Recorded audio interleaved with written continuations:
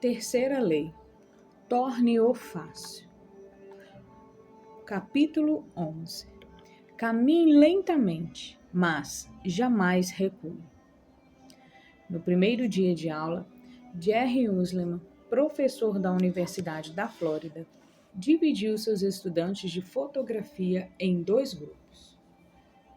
Todos no lado esquerdo da sala de aula. Ele explicou, estariam no grupo quantidade. Eles seriam avaliados apenas pela quantidade de trabalho que produzissem. No último dia de aula, ele registraria o número de fotos enviadas por cada um. 100 fotos significariam nota A, 90 fotos B, 80 fotos C e assim por diante. Enquanto isso, todos do lado direito da sala estariam no grupo de qualidade. Eles seriam avaliados apenas pela excelência de seu trabalho. Eles só precisariam produzir uma foto durante o semestre, mas, para obter um A, ela deveria ser uma imagem quase perfeita. No final do prazo, ele ficou surpreso ao descobrir que todas as melhores fotos foram produzidas pelo grupo quantidade. Durante o semestre, esses alunos estavam ocupados fazendo fotos, experimentando a composição e a iluminação, testando vários métodos na câmara escura e aprendendo com os seus erros. No processo de criar centenas de fotos, eles aprimoraram suas habilidades. Enquanto isso, o grupo qualidade se limitou a especular sobre a perfeição. No final, eles tinham pouco a mostrar por seus esforços, além de teorias não comprovadas e uma foto medíocre. É fácil ficar preso tentando encontrar o plano ideal para a mudança. A maneira mais rápida de perder peso, o melhor programa para ganhar músculos, a ideia perfeita para um negócio. Estamos tão focados em descobrir a melhor abordagem que nunca chegamos a agir. Como Voltaire escreveu certa vez, o melhor é o inimigo do bom. Refiro-me a isso como a diferença entre estar em movimento e agir. As duas ideias parecem semelhantes, mas não são iguais. Quando você está em movimento, está planejando, criando estratégias e aprendendo. São todas coisas boas, mas não produzem um resultado. A ação, por outro lado, é o tipo de comportamento que produzirá um resultado. Se eu descrever 20 ideias para artigos que quero escrever, isso é movimento.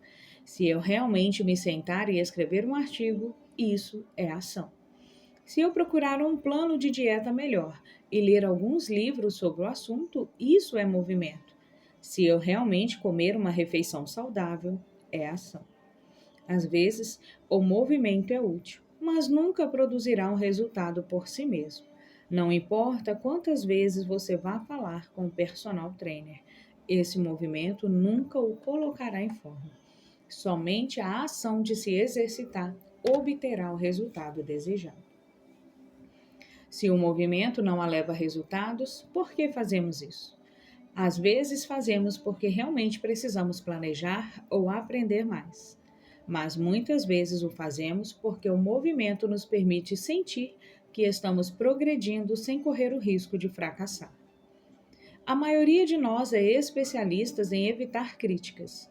Não é bom falhar ou ser julgado publicamente. Por isso, tendemos a evitar situações em que isso possa acontecer. E essa é a maior razão pela qual você entra em movimento em vez de agir. Quer protelar o fracasso. É fácil estar em movimento e se convencer de que está progredindo. Você pensa, estou conversando com 4 potenciais clientes agora. Isso é bom. Estamos nos movendo na direção certa. Ou, tive algumas ideias para o livro que quero escrever. O projeto está caminhando. O movimento faz você se sentir como se estivesse fazendo as coisas. Mas, na verdade, está apenas se preparando para isso. Quando a preparação se torna uma forma de procrastinação, é preciso implementar mudanças. Você não quer apenas planejar, quer praticar. Se quer dominar um hábito, a chave é começar com a repetição, não a perfeição. Você não precisa mapear todos os recursos de um novo hábito, só é preciso praticá-lo. Essa é a primeira conclusão da terceira lei. Você só precisa repetir. Quanto tempo realmente leva para se criar um novo hábito? A formação do hábito é o processo pelo qual um comportamento se torna progressivamente automático através da repetição. Quanto mais você repetir uma atividade, mais a estrutura do seu cérebro muda para se tornar eficiente nessa atividade. Neurocientistas chamam isso de potenciação de longa duração, que se refere ao fortalecimento das conexões entre os neurônios do cérebro com base nos padrões recentes de atividade. A cada repetição, a sinalização entre as células melhora e as conexões neurais se fortalecem. Descrito pela primeira vez pelo neuropsicólogo Donald Hebb em 1949, esse fenômeno é comumente conhecido como lei de Hebb. Neurônios que disparam juntos permanecem conectados. Repetir um hábito leva às mudanças físicas evidentes no cérebro. Nos músculos, o cerebelo, essencial para movimentos físicos como dedilhar a corda de um violão ou mover o arco de um violino, é maior do que em não músicos. Já os matemáticos têm mais massa cinzenta no lóbulo parietal inferior, que desempenha um papel fundamental na computação e no cálculo. Seu tamanho está diretamente correlacionado com a quantidade de tempo gasto no campo. Quanto mais velho e mais experiente o matemático, maior o aumento da massa cinzenta. Quando cientistas analisaram os cérebros dos motoristas de táxis de Londres, descobriram que o hipocampo, uma região do cérebro envolvida na memória espacial, era significativamente maior em taxistas do que em não taxistas. Ainda mais fascinante, o hipocampo diminuía de tamanho quando o motorista se aposentava. Como os músculos do corpo que respondem ao treinamento regular com pesos, determinadas regiões do cérebro se adaptam à medida que são usadas e atrofiam à medida que são abandonadas. É claro que a importância da repetição no estabelecimento de hábitos foi reconhecida muito antes de os neurocientistas começarem seus estudos. Em 1860, o filósofo britânico George Halleves observou: ao aprender a falar um novo idioma, tocar um instrumento ou realizar movimentos não familiares, sentimos uma grande dificuldade, porque os canais pelos quais cada sensação tem que passar ainda não se estabeleceram. Mas, assim que a repetição frequente criar o caminho, essa dificuldade desaparece. As ações se tornam tão automáticas que podem ser realizadas enquanto a mente está envolvida em outra atividade. Tanto o senso comum quanto a evidência científica concordam. A repetição é uma forma de mudança. Cada vez que repete uma ação, você está ativando um determinado circuito neural associado a esse hábito. Isso significa que a simples repetição é uma das etapas mais importantes da codificação de um novo hábito. É por isso que os estudantes que fizeram toneladas de fotos melhoraram suas habilidades, enquanto aqueles que simplesmente teorizavam sobre fotos perfeitas não obtiveram êxito. Um grupo estava enganjado na prática ativa, o outro na aprendizagem passiva, um em ação, o outro em movimento. Todos os hábitos seguem uma trajetória similar da prática esforçada até o comportamento automático, um processo conhecido como automaticidade. A automaticidade é a capacidade de realizar um comportamento sem pensar em cada passo, o que ocorre quando a mente não consciente assume o controle. Uma das perguntas mais comuns que ouço é: quanto tempo é preciso para construir um novo hábito? Mas o que as pessoas realmente deveriam estar perguntando é: quantas vezes são necessárias para formar um novo hábito? Ou seja, quantas repetições são necessárias para tornar um hábito automático? Não há nada mágico sobre o passar do tempo no que diz respeito à formação de hábitos. Não importa se faz 21, 30 ou 300 dias. O que importa é a taxa em que executa o comportamento. Você poderia fazer algo 2 vezes em 30 dias ou 200 vezes. É a frequência que faz a diferença. Seus hábitos atuais foram internalizados ao longo de centenas, se não milhares de repetições. Novos hábitos exigem o mesmo nível de frequência. Você precisa agrupar tentativas bem-sucedidas até que o comportamento esteja firmemente incorporado em sua mente e você cruze a linha do hábito. Na prática, não importa realmente quanto tempo leva para um hábito se tornar automático. O que importa é que você tome as ações necessárias para progredir. Se a ação é totalmente automática ou não é de menor importância, para construir um hábito, você precisa praticá-lo. E a maneira mais eficaz de fazer a prática acontecer é aderir à terceira lei da mudança de comportamento. Torne-o fácil. Os capítulos seguintes mostram como se fazem exatamente isso. Resumo do capítulo. A terceira lei da mudança de comportamento é: torne-o fácil. A forma mais eficaz de aprender é praticar, não planejar. Concentre-se em agir e não estar em movimento. A formação do hábito é o processo pelo qual um comportamento se torna progressivamente mais automático através da repetição. O período de tempo em que você está realizando o hábito não é tão importante como o número de vezes que você o executou. Capítulo 12. A Lei do Mínimo Esforço. Em seu premiado livro Armas, Germes e Aço, o antropólogo e biólogo Jared Diamond aponta um fato simples. Simplesmente, diferentes continentes têm formas diferentes. À primeira vista, essa afirmação parece bastante óbvia e sem importância, mas acaba tendo um profundo impacto no comportamento humano. O eixo primário das Américas vai de norte a sul, ou seja, a massa da terra da América do Norte e do Sul tende a ser alta e magra em vez de larga e gorda. A mesma se aplica de modo geral à África. Enquanto isso, o território que compõe a Europa, a Ásia e o Oriente Médio é o oposto. Esse enorme trecho de terra tende a ser mais a leste-oeste no formato. De acordo com Diamond, essa diferença de formato desempenhou um papel significativo na disseminação da agricultura ao longo dos séculos. Quando a agricultura começou a se espalhar pelo mundo, os agricultores tiveram mais facilidade de se expandir ao longo das rotas leste-oeste do que em rotas norte-sul. E isso ocorre porque locais ao longo da mesma latitude geralmente compartilham climas semelhantes, quantidade de luz solar e chuva e mudanças na estação.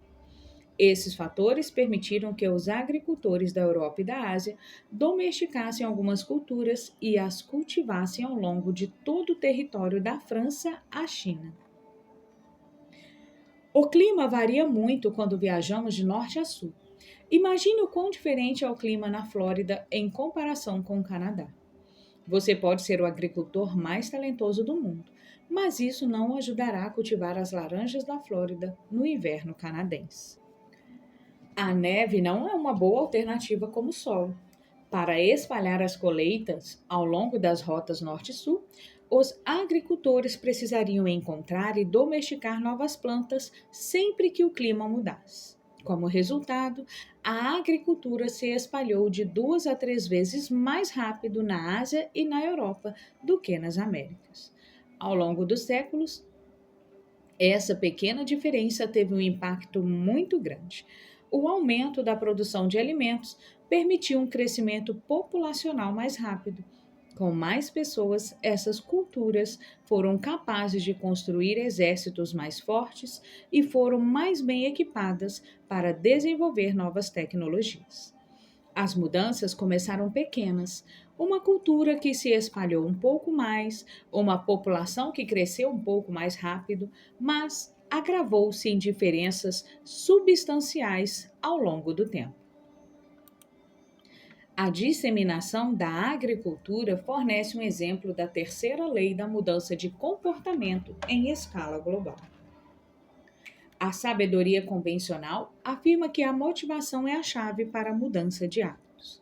Talvez, se você realmente quisesse, conseguiria, mas a verdade é que nossa verdadeira motivação é sermos preguiçosos e fazer o que é conveniente.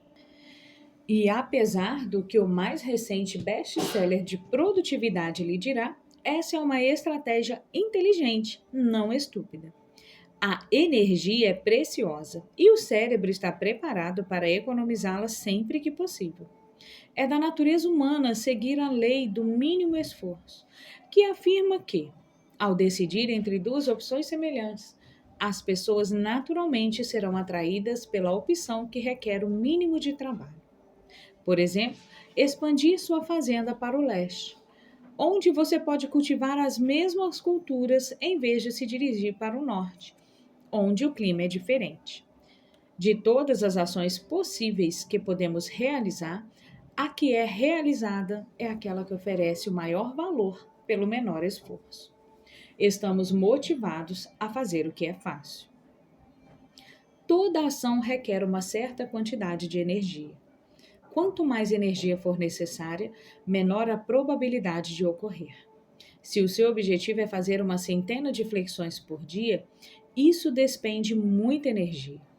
No começo, quando você está motivado e animado, pode reunir forças para começar. Mas, depois de alguns dias, um esforço tão grande parece exaustivo.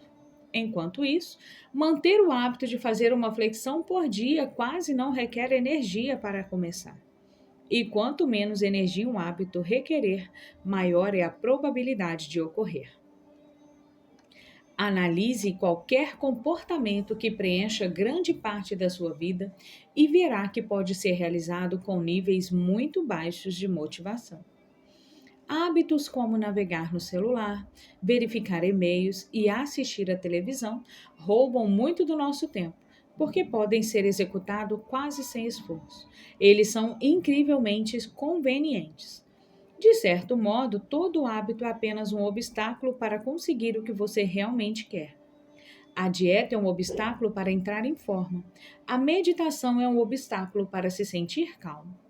O registro no diário é um obstáculo para pensar com clareza. Você não quer o hábito em si. O que realmente quer é o resultado que ele proporciona. Quanto maior o obstáculo, isto é, quanto mais difícil for o hábito, mais resistência haverá entre você e seu estado final desejado. É por isso que é crucial tornar seus hábitos tão fáceis que possam ser feitos mesmo sem vontade. Se puder tornar seus bons hábitos mais convenientes, será mais provável que os siga. Mas, e quanto a todos os momentos em que parecemos fazer o oposto? Se somos todos preguiçosos, como você explica às pessoas que realizam coisas difíceis como criar um filho, começar um negócio ou escalar o Everest? Certamente, você é capaz de fazer coisas muito difíceis. O problema é que, em alguns dias, você sente vontade de fazer o trabalho pesado e em outros sente vontade de desistir. Nos dias difíceis, é crucial ter tantas coisas trabalhando a seu favor quanto possível, para que possa superar os desafios que a vida naturalmente coloca em seu caminho. Quanto menos resistência enfrentar, mais fácil será para seu eu mais forte emergir. A ideia por trás de torne-o fácil não é apenas fazer coisas fáceis. A ideia é tornar mais fácil possível no momento de fazer as coisas que compensam em longo prazo. Como conseguir mais com menos esforço? Imagine que você está segurando uma mangueira de jardim dobrada ao meio. Um pouco de água pode fluir, mas não muito. Se quiser aumentar a quantidade de água que passa pela mangueira, você tem duas opções. A primeira é abrir mais a torneira e forçar mais água a sair. A segunda é simplesmente remover a dobra da mangueira e deixar a água fluir naturalmente. Tentar aumentar sua motivação para criar um hábito difícil é como tentar forçar a água através de uma mangueira dobrada. É possível, mas requer muito esforço e aumenta a tensão em sua vida. Enquanto isso, tornar seus hábitos simples e fáceis é como remover a dobra da mangueira. Em vez de tentar superar a resistência em sua vida, você a reduz. Uma das maneiras mais eficazes de reduzir a resistência associada a seus hábitos é praticar a reconfiguração do ambiente. No capítulo 6, discutimos o design de ambiente como um método para tornar as sugestões mais óbvias. Mas você também pode otimizar seu ambiente para facilitar as ações. Por exemplo, ao decidir onde praticar um novo hábito, é melhor escolher um lugar que já esteja no caminho da sua rotina. Os hábitos são mais fáceis de criar quando se encaixam no fluxo de sua vida. É mais provável que você não falte à academia se ela estiver no seu caminho para o trabalho, porque para não entrar em grande conflito com seu estilo de vida. Em comparação, se a academia estiver fora de seu trajeto normal, mesmo que seja por apenas alguns quarteirões, você precisará sair do seu caminho para chegar lá. Talvez ainda mais eficaz seja reduzir a resistência em sua casa ou escritório. Muitas vezes tentamos começar hábitos em ambientes de alta resistência. Tentamos seguir uma dieta rigorosa enquanto saímos para jantar com amigos. Nós tentamos escrever um livro em uma casa caótica. Tentamos nos concentrar usando um smartphone cheio de distrações, mas não precisa ser assim. Podemos remover os pontos de atritos que nos impedem. É exatamente isso que os fabricantes de eletrônicos do Japão começaram a fazer nos anos de 1970. Em um artigo publicado no New York intitulado Bet All the Time, James Surovec escreve: as empresas japonesas enfatizaram o que veio a ser conhecido como produção enxuta, buscando implacavelmente remover resíduos de todos os tipos de processos de produção, redesenhando espaços de trabalho para que os trabalhadores não precisassem perder tempo se virando e se contorcendo para alcançar suas ferramentas. O resultado foi que as fábricas japonesas eram mais eficientes e os produtos mais confiáveis do que os norte-americanos. Em 1974, as chamadas para assistência técnica de televisores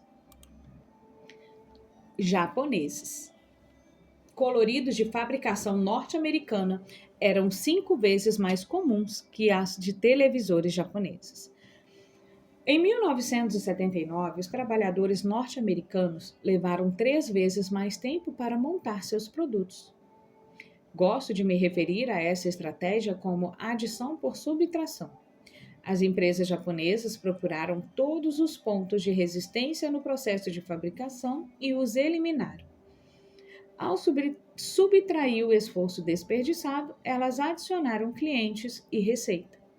Da mesma forma, quando removemos os pontos de atrito que minam nosso tempo e energia, podemos conquistar mais com menos esforço. Essa é uma das razões pelas quais arrumar tudo pode ser tão bom. Estamos simultaneamente avançando e aliviando a carga cognitiva que nosso meio nos impõe.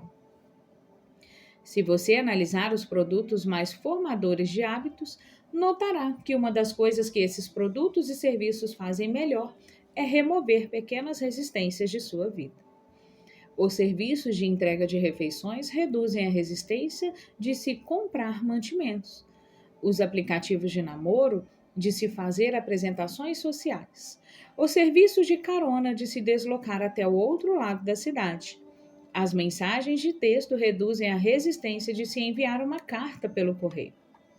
Como um fabricante de televisores japoneses redesenhando seu espaço de trabalho para reduzir o desperdício de movimento, As empresas de sucesso projetam seus produtos para automatizar, eliminar ou simplificar o maior número de etapas possível. Elas reduzem o número de campos em cada formulário, diminuem o número de clientes necessários para se criar uma conta, entregam seus produtos com instruções fáceis de entender ou exigem menos escolhas de seus clientes. Quando os primeiros assistentes virtuais ativados por voz foram lançados, produtos como o Google Home, a Amazon Echo, a Apple HomePod, perguntei a um amigo do que ele gostava no produto que havia comprado. É claro, ele disse que era mais fácil dizer tocar música country do que pegar o telefone, abrir o aplicativo de música e escolher uma lista de reprodução. É claro que apenas alguns anos antes, ter acesso ilimitado à música no seu bolso era um comportamento muito menos trabalhoso em comparação a dirigir até a loja e comprar um CD. O mundo dos negócios é uma eterna busca para entregar o mesmo resultado de uma forma mais fácil. Estratégias similares têm sido usadas efetivamente pelos governos. Quando o governo britânico quis aumentar as taxas de arrecadação de impostos, eles mudaram a abordagem de direcionar cidadãos a uma página da web, onde o formulário do imposto poderia ser baixado para um link que os levava diretamente ao formulário. Reduzir essa etapa no processo aumentou a taxa de resposta de 19,2% para 23,4%. Para um país como o Reino Unido, esses pontos percentuais representam milhões em receitas tributárias. A ideia central é criar um ambiente em que fazer a coisa certa é o mais fácil possível. Grande parte da batalha de construir hábitos melhores se resume em encontrar maneiras de reduzir a resistência associada aos nossos bons hábitos e aumentar a resistência associada aos maus. Prepare o ambiente para uso futuro. Oswald Nichols é um desenvolvedor de TI de Natchez, em Mississippi. Ele também é alguém que entende o poder de preparar seu ambiente. Nichols discorreu sobre seus hábitos de limpeza, seguindo uma estratégia que ele chama de reinicializar o ambiente.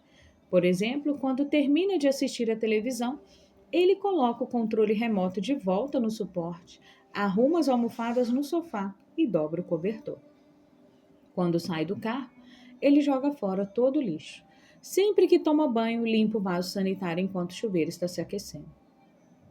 Como ele observa o momento perfeito para limpar o vaso, é imediatamente antes de você se lavar no chuveiro. O propósito de reinicializar cada ambiente não é simplesmente limpá-lo depois da última ação, mas prepará-lo para a ação futura. Quando entra em um ambiente, tudo está no lugar certo, escreveu Nichols. Como faço isso todos os dias, em todos os cômodos, as coisas sempre estão no lugar. As pessoas pensam que trabalho muito, mas na verdade sou muito preguiçoso. Sou apenas preguiçosamente proativo. Isso proporciona muito tempo extra. Sempre que organiza um espaço para o propósito específico, você o prepara para facilitar a próxima ação. Por exemplo, minha esposa guarda uma caixa de cartões comemorativos por ocasião, aniversário, condolência, casamento, formatura e outros. Sempre que necessário, ela pega um cartão apropriado e o envia. Ela é incrivelmente boa em se lembrar de enviar cartões porque reduziu a resistência de fazê-lo. Durante anos, fui o oposto. Alguém tinha um bebê, eu pensava, eu devia mandar um cartão. Mas as semanas passavam e quando me lembrava de comprar um, já era tarde demais. O hábito não era fácil. Há muitas maneiras de preparar seu ambiente para que ele esteja pronto para o uso imediato. Se quiser preparar um café da manhã saudável, coloque a frigideira no fogão e arrume os pratos e utensílios necessários na noite anterior. Quando acordar, fazer o café da manhã será fácil. Quer desenhar mais? Coloque seus lápis, canetas, cadernos e ferramentas de desenho em cima de sua mesa com acesso fácil. Quer se exercitar? Prepare suas roupas de ginástica, sapatos, bolsa de ginástica e garrafa de água com antecedência. Quer melhorar sua dieta? Pique uma quantidade de frutas e legumes nos fins de semana e guarde-os em recipientes para que você tenha acesso fácil a produtos saudáveis e opções prontas para comer durante a semana. Essas são maneiras simples de se tornar um bom hábito, caminho de menor resistência. Você também pode inverter esse princípio e preparar o ambiente para dificultar os comportamentos ruins. Se estiver assistindo a televisão demais, por exemplo, desconecte-se após cada uso. Apenas conecte-a novamente se puder dizer em voz alta o nome do programa que deseja assistir. Essa configuração cria resistência suficiente para evitar assistir a televisão sem pensar. Se isso não acontecer, você pode dar um passo adiante. Desconecte a televisão e tire as baterias do controle remoto após cada uso, para que ligá-lo novamente exija 10 segundos extras. Então, se você for realmente obstinado, mova a televisão para outro cômodo e guarde em um armário após cada uso. Você pode ter certeza que só vai tirá-la quando realmente quiser assistir a algo. Quanto maior a resistência, menor a probabilidade do hábito. Sempre que possível, deixo meu telefone em uma sala diferente até o almoço. Quando está bem do meu lado, acabo checando-o a manhã toda sem motivo algum. Mas quando está em outra sala, raramente penso nele. E a resistência é grande o suficiente para que eu não pegue sem um motivo. Como resultado, tenho de 3 a 4 horas todas as manhãs em que posso trabalhar sem interrupção. Se colocar o telefone em outra sala não parece suficiente, peça a um amigo ou familiar que o esconda por algumas horas. Peça a um colega de trabalho para mantê-lo em sua mesa de manhã e devolvê-lo no almoço. É notável como é necessária pouca resistência para evitar comportamentos indesejáveis. Quando escondo a cerveja na parte de trás da geladeira, onde não consigo ver, bebo menos. Quando excluo os aplicativos de mídia social do meu telefone, pode levar semanas até que eu faça o download deles novamente e faça login. Esses truques dificilmente controlarão um vício real, mas, para muitos de nós, um pouco de resistência pode ser a diferença entre manter um bom hábito e ceder a um mau. Imagine o impacto cumulativo de fazer dezenas dessas mudanças e viver em um ambiente projetado para tornar os bons comportamentos mais fáceis e os maus comportamentos mais difíceis. Quer estejamos abordando a mudança de comportamento como indivíduo, pai, coach ou líder, devemos nos fazer a mesma pergunta: como podemos projetar um mundo onde é fácil fazer o que é certo? Reconfigure sua vida para que as ações mais importantes sejam também as mais fáceis de fazer.